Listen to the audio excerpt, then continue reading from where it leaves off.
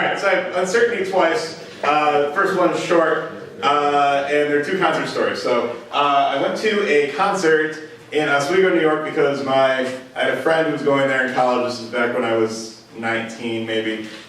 And I went to go see, because I was a big fan at the time of Moby.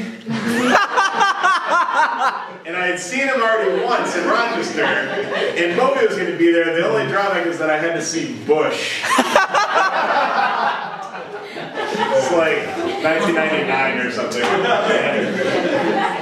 was the MTV college tour that year, and it was Moby and then Bush, or Bush, I can't remember which way it went. But I was going, and so here, when you're certain about some things you should be sure about. If you're not sure about them, then don't take the course of action that I did. Got myself into trouble like 2 different times.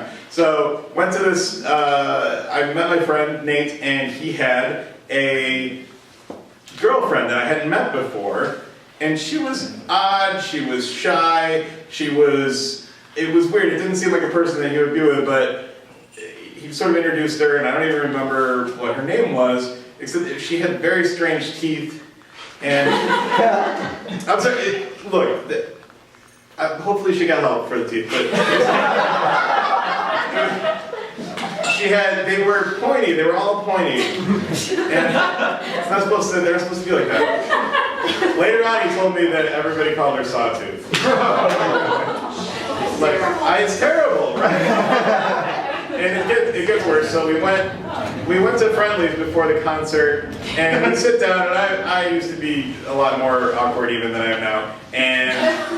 And I sat down, we sat there, and we're making chit-chat, and then I realized somebody left their wallet on the table, which is weird. We're waiting for the waitress to come back, and I'm like, oh, look at this, it's a wallet, and I start doing like a little, what I thought was some kind of a dumb comedy routine at the time. Right now I know it's not funny at all. I open up the wallet, I start taking stuff out and just commenting on everything I see in there. It's like a fashion bug card and some other stuff. I'm like, oh, that's a very fashionable person, blah, blah, blah, I'm looking at it. And then nobody's laughing, and I'm used to that because I'm not very funny. Then I realize everybody's just kind of staring at me, Nate and this girl. And finally, Nate's like kind of kicking her on the table. I'm like, what? And I look at her and she's like, that's my wallet. So I was making fun of her and she put her wallet on the table, so that's one thing. Okay. Alright, here's the other thing. A few years later, I saw the band Sonic Youth 3 days in a row. Yeah. I just thought about this yesterday because I was looking through old concert tickets. And I went 3 days. The first 2 days I went by myself to Boston and Montreal, and then I came back to Rochester and picked up 2 friends and went up to Toronto for the 3rd show. And I was a radio DJ at the time, and all I wanted was free tickets because we got free tickets all the time, and it was great.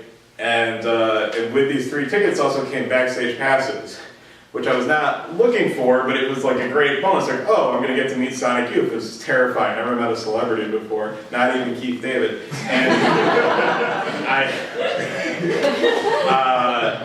And so we went up to Toronto, but these girls there were 2 girls, my friend and her other friend, and they didn't know Sonic Youth very well. And this was I used to burn CDs all the time, and I gathered together a bunch of Sonic Youth songs that I had from CDs that I had ripped, and then put them all together on mixes. We listened to them on the way up. I also had their new album that they had just put out. So we go up to Toronto, and we get to meet the band, and I had this really cool exchange with Thurston Moore where I referenced an episode of Space Ghost Coast to Coast that he'd been on. And he was, nice! Yeah, I called him Fred Cracklin, which was the name of the character on the show. And he's like, no, you're Fred Cracklin. I'm like, no, you're Fred Cracklin. He like shook hands for like 10 minutes, it was great.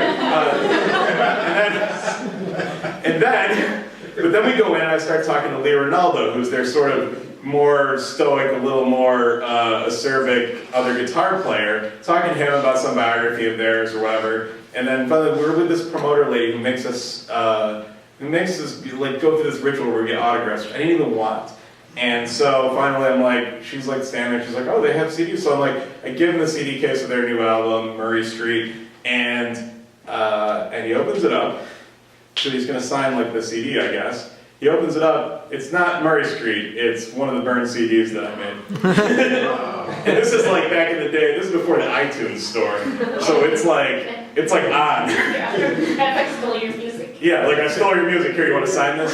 And so I tried to backpedal, and I tried to backpedal, and I tried to be like, oh no, I mean, these were songs you played the other 2 nights, and I just saw you 3 times in a row. And he was looking at it, he was like, didn't play this one, didn't play this one, didn't play this one, and we did play that one. And he was like a real dick about it, which he should have been, because I was a horrible, like, I couldn't, yeah, it was a weird situation. And it was like, this is how you should open the CD case, make sure you got the right CD. And if you find a wallet, it's not your wallet, don't look through the wallet.